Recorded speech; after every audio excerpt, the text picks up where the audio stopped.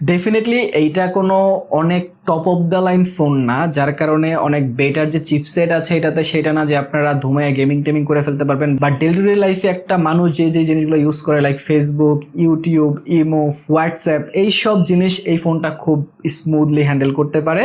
So এইগুলা নিয়ে আপনাদের কোনো টেনশন নাই। তাছাড়া ফোনটাতে পারফরমেন্স সেকশন নিয়েও যদি আলোচনা করি, এখানে ইউনিসি T615 চিপসেটটা আছে। এটা 12 ন্যানোমিটার আর্কিটেকচারে বিল্ড করা একটা octa-core chipset, which is great.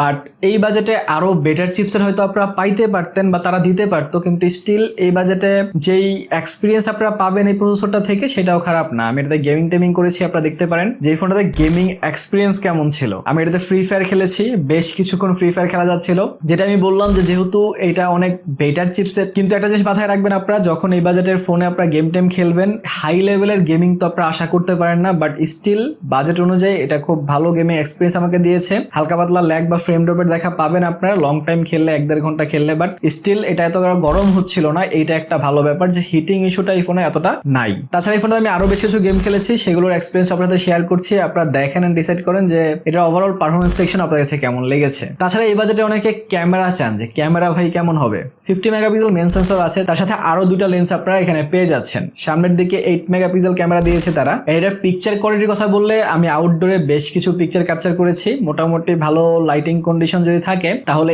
এই ফোনটা ভালো ছবি আপনাদেরকে ক্যাপচার করে দিতে পারবে। আমি বেশ কিছু আউটডোর পিকচার দিচ্ছি, আপনারা তো দেখতে পাচ্ছেন যে কেমন ছবি তুলেছে। আমি হিউম্যানের ছবিও দিচ্ছি বেশ কিছু, without blur, without any effects. আপনারা দেখতে পারেন যে সেইগুলো কেমন ক্যাপচার করেছে এটা। তার সাথে বেশ কিছু পোর্ট্রেট পিকচারও দিচ্ছি। পোর্ট্রেট পিকচার আপনারা দেখেন যে এটা কেমন পোর্ট্রেট ক্যাপচার করতে পেরেছে। তাছাড়া ক্লোজ অবজেক্টের ছবি যদি আপনারা দেখেন, ফুলের ছবি যদি দেখেন, সেগুলো কিন্তু এই ফোনটা ভালো তুলেছে।